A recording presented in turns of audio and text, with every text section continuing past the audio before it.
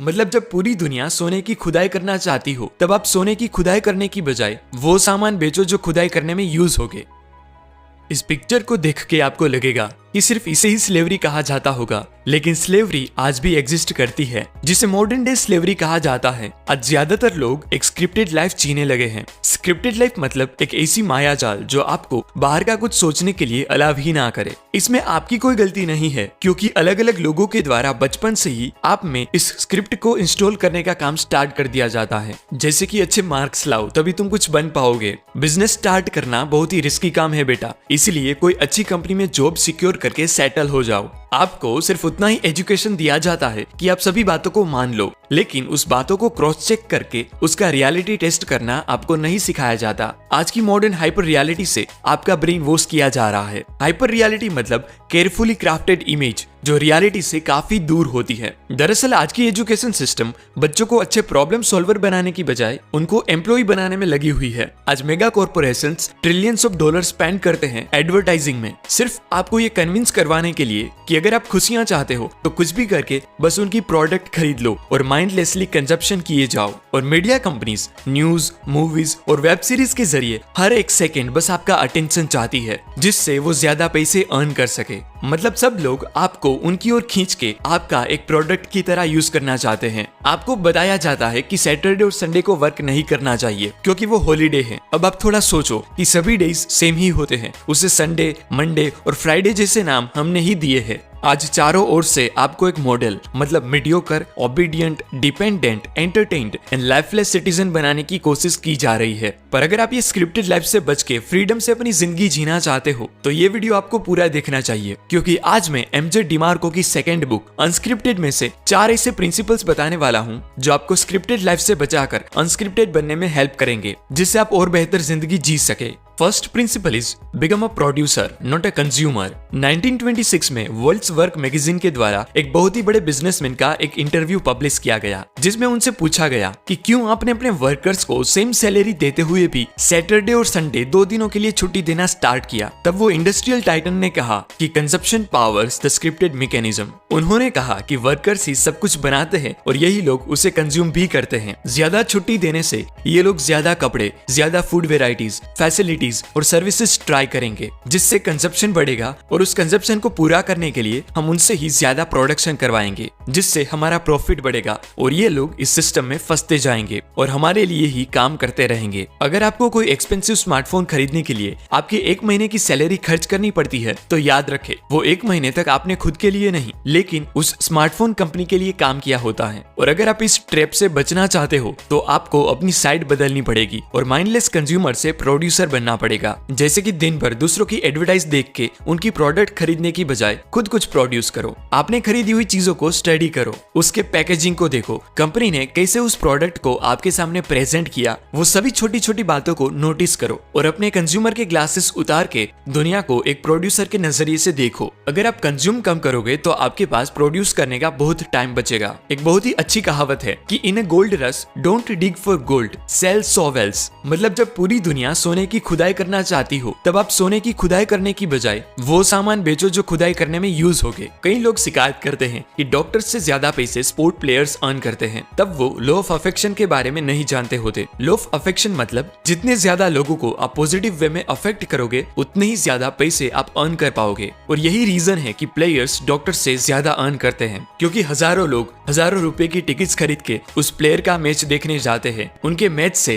TV पर advertising बढ़ती है और लाखों लोग उनकी रेकमेंडेड प्रोडक्ट खरीदते हैं। यानी कि वो प्लेयर्स इकोनॉमी के लिए एक मनी मेकिंग मशीन की तरह काम करते हैं जो मिलियंस ऑफ लोगों को अफेक्ट करते हैं, जिससे वो मिलियंस ऑफ डॉलर अर्न भी कर पाते हैं। लॉ ऑफ अफेक्शन कहता है कि $1 मिलियन आप 2 तरीकों से अर्न कर सकते हो। एक है affect a lot of people जिसे स्केल कहते हैं, और दूसरा है अफेक्ट पीपल अ लॉट जिसे मैग्नीट्यूड कहा जाता है। स्केल मतलब $10 की प्रोडक्ट 1 लाख लोगों को बेचना और मैग्नीट्यूड मतलब $1 लाख की प्रोडक्ट सिर्फ 10 लोगों को बेचना। इस मैग्नीट्यूड टेक्निक का यूज एलवी, ज़ारा और अरमानी जैसी कई लग्जरियस ब्रांड करती है। अगर आप भी कोई बिजनेस स्टार्ट करना चाहते हो तो ब्लॉकबस्टर आइडिया को चेज करने की बजाय लोगों की लैंग्वेज को ऑब्जर्व करो। ऑथर कहते हैं कि लोगों की शिकायतें एक्चुअल में एंटरप्रेन्योर्स के लिए अपॉर्चुनिटी कोड वर्ड्स होती हैं। जैसे अमेरिका में लोग टैक्सी की टाइमिंग और रेट से परेशान थे, तब गैरेट और ट्रेविस ने उस अपॉर्चुनिटी कोड वर्ड को सुना और उबर लॉन्च करी। जब भी लोग बोले कि शायद कुछ ऐसा होता तो अच्छा होता या मुझे ये काम बिल्कुल भी पसंद नहीं है, तब आप उस बातों को ध्यान से सुने, क्योंकि आप लॉयर, मैकेनिक या एक्सपर्ट को ही देख लीजिए। सभी बिजनेसेस तभी एग्जिस्ट करते हैं जब कोई काम करना किसी के लिए मुश्किल हो और वही काम किसी के लिए आसान। मैंने भी लोगों को शिकायत करते सुना है कि उनको बुक से नई नई बातें सीखना पसंद तो है, पर उनके पास टाइम नहीं होता या वो फुल कंसंट्रेशन से देर तक रीड नहीं कर पाते, और वही काम मेरे लिए आसान है। तो मैंने बुक समरी प्रोड्यूस करना स्टार्ट किया। अब कुछ प्रोड्यूस करने में आपको जो प्रॉब्लम आएगी उसका सॉल्यूशन है ये सेकंड प्रिंसिपल, जो है don't chase events, follow the process. जो भी टॉप परफॉर्मेंस आप स्टेज पर या स्क्रीन पर देखते हो वो कई घंटों तक पर्दे के पीछे की हुई डेलिब्रेट प्रैक्टिस का एंड रिजल्ट होता है। स्क्रिप्टेड लाइफ जीने वाले लोगों को अक्सर लगता है कि कोई एक्टर अचानक से ब्लॉकबस्टर मूवी बना देता होगा। वो मानते हैं कि कुछ यंगस्टर्स मोबाइल ऐप बनाते हैं जो अचानक से $multi-million कंपनी बन जाती है, लेकिन एक्चुअल में ऐसा नहीं होता। हर एक बड़ी इवेंट के पीछे एक बहुत ही लंबी प्रोसेस छुपी हुई होती है जो ज्यादातर लोगों को अक्सर नहीं दिखती, जो मैं आपको एक शॉर्ट रियल लाइफ एग्जाम्पल देके बताता हूँ। जब भी आप मॉल में कुछ ग्रोसरीज खरीदने जाओ, तब दूसरे लोगों की कार्ट में पड़ी चीजें और उनकी बॉडी को नोटिस करो। ऑलमोस्ट 90% ऑफ टाइम आपको वो एग्जैक्ट मैच मिलेगा। जैसे किसी की कार्ट में अगर आपको वेफर्स, ड्रिंक्स, कुकीज और फास्ट फूड जैसी चीजें देखने को मिले, तब उनका बॉडी वेट भी कुछ वैसा ही होगा, क्योंकि उन्होंने खरीदी हुई चीजें वो कई हफ्तों तक खाने पीने वाले हैं। यानी कि वो ग्रोसरी स्टोर से अपने घर एक प्रोसेस की चेन लेके जाते हैं और उस प्रोसेस का एंड रिजल्ट उनके मोटे से शरीर में दिख जाता है। अनहेल्दी फूड को किचन में इग्नोर करने से बेटर है उसे ग्रोसरी स्टोर पर ही इग्नोर कर दिया जाए। इसीलिए अगर आप फिट रहना चाहते हो तो एक दिन आप अचानक से फिट हो जाओगे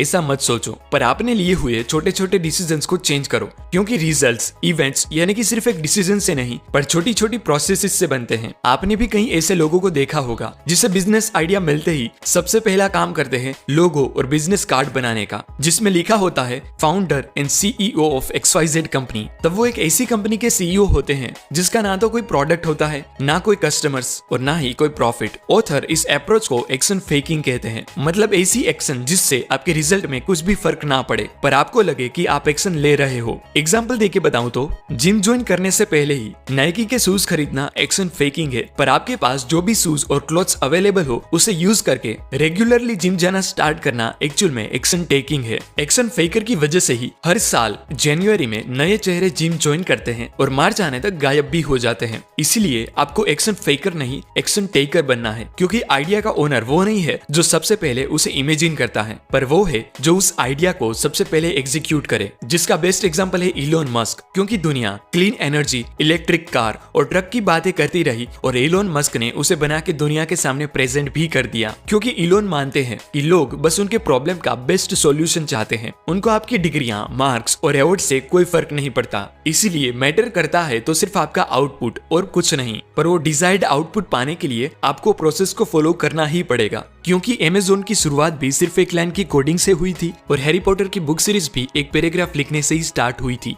third principal is build a brand not just a company. क्या कभी आपने कोई चीज खरीदते वक्त दुकानदार से पूछा है कि आप जो चीज खरीद रहे हो उसके इन्वेंटर के पास कॉलेज डिग्री है भी या नहीं? ऑब्वियसली नहीं पूछा होगा, क्योंकि आपके लिए अच्छी प्रोडक्ट मैटर करती है, उसके इन्वेंटर की डिग्री नहीं। आप डॉक्टर को भी सिर्फ डिग्री देख के नहीं पर लोगों के रिकमेंडेशन के बेस पर चूज करते हो। इसीलिए अगर आप कुछ बिल्ड करो तो उसे सिर्फ एक कंपनी नहीं लेकिन ब्रांड बनाओ, जिससे लोग सामने से आपको बोले कि आप चाहे उतने पैसे ले लो पर मुझे आपकी प्रोडक्ट या सर्विस दो। और वो तभी पॉसिबल होगा जब आप स्पेसिफिक लोगों को ही टारगेट करके उनको अपना सामान बेचोगे। क्या कभी आपने टीवी पर फेरारी और लैम्बोर्गिनी जैसी स्पोर्ट कार कंपनीज की एडवर्टाइज देखी है? कभी नहीं देखोगे, क्योंकि वो टीवी एड्स चलाते ही नहीं, क्योंकि उनको पता है कि जो लोग टीवी देखते हैं उनके पास उतने पैसे नहीं होते कि वो उनकी कार्स खरीद सके। बी स्पेसिफिक, किसी को भी अपना सामान बेचने मत निकल जाओ, हर कोई आपका सामान नहीं खरीदेगा। और ब्रांड सिर्फ अच्छे मिशन स्टेटमेंट, लोगो और वेबसाइट से नहीं बनती, पर वो आपके कॉन्स्टेंट एक्शन और रेप्यूटेशन से अर्न की जाती है। Fourth principle is graduation is not the end of the education. बहुत सारे लोग ग्रेजुएट होने के बाद रीडिंग करते ही नहीं, उनको लगता है कि ग्रेजुएशन मतलब एजुकेशन का एंड, लेकिन ऐसा नहीं है। एक्चुअल में ग्रेजुएशन के बाद ही आपका रियल एजुकेशन स्टार्ट होता है, कि इतने साल आपने जो कुछ सीखा उसे अब आप कैसे यूज करोगे। ग्रेजुएट होने के बाद भी आपको सीखते रहना चाहिए। आपको कुछ सीखने के लिए जो कुछ भी इंफॉर्मेशन चाहिए वो इंटरनेट पर अवेलेबल है। बस आपको स्टेप बाय स्टेप कौन से प्रॉब्लम का सॉल्यूशन चाहिए वो प्रायोरिटाइज करना है। जब लोग रीडिंग स्टार्ट करते हैं तो उनको एक क्वेश्चन होता है कि कौन सी बुक रीड करनी चाहिए, तो उसका आंसर है आपको वो बुक्स रीड करनी चाहिए जो आपके अभी के प्रॉब्लम का बेस्ट सॉल्यूशन दे। मतलब अगर आपके पास एक भी पैसा ना हो तो इन्वेस्टिंग से रिलेटेड बुक्स रीड करना वेस्ट ऑफ टाइम होगा। उसकी बजाय पहले आपको ऐसी बुक रीड करनी चाहिए जो आपको कोई स्किल सिखाए जिससे आपकी अर्निंग बढ़े। अगर अभी आप स्टूडेंट हो तो पहले सेल्फ डिसिप्लिन और हैबिट बिल्डिंग पर ध्यान दो। इन्वेस्ट करना दूसरी बात है। अब अनस्क्रिप्टेड में से मैंने सीखे ये चारों प्रिंसिपल्स की स्क्रीनशॉट समरी बताऊं तो फर्स्ट, कंज्यूमरिज्म के ट्रैप से बचने के लिए आपको प्रोड्यूसर बनना पड़ेगा क्योंकि दुनिया खिलाड़ी को जानती है, दर्शकों को नहीं। सेकंड, डायरेक्टली किसी भी लेवल को चेस करने की बजाय वहां तक पहुंचने के लिए जो छोटी छोटी प्रोसेसेस करनी पड़ती है उसे फॉलो करो। थर्ड इज, आपकी प्रोडक्ट या सर्विस को सिर्फ एक कंपनी नहीं ब्रांड बनाओ। एंड लास्ट है, आपका ग्रेजुएशन एजुकेशन का एंड नहीं लेकिन शुरुआत है, इसीलिए सीखते रहिए। दुनिया के कई ग्रेट इन्वेंटर्स और एंटरप्रेन्योर्स है जैसे कि Steve jobs, Henry Ford, Sam Walton, Elon Musk etcetera, जिसने एक अनस्क्रिप्टेड लाइफ जी है, तभी तो वो इतना कुछ अचीव कर पाए। एमजे डिमार्को की ये बुक सिर्फ एक बुक नहीं पर एक मूवमेंट है। और अगर आप भी उन ग्रेट लोगों की तरह इस मूवमेंट का एक पार्ट बनना चाहते हो तो कमेंट करें #अनस्क्रिप्टेड और आज से ही इस चारों प्रिंसिपल को अपने अंदर उतार के एक अनस्क्रिप्टेड लाइफ की शुरुआत करें। धन्यवाद।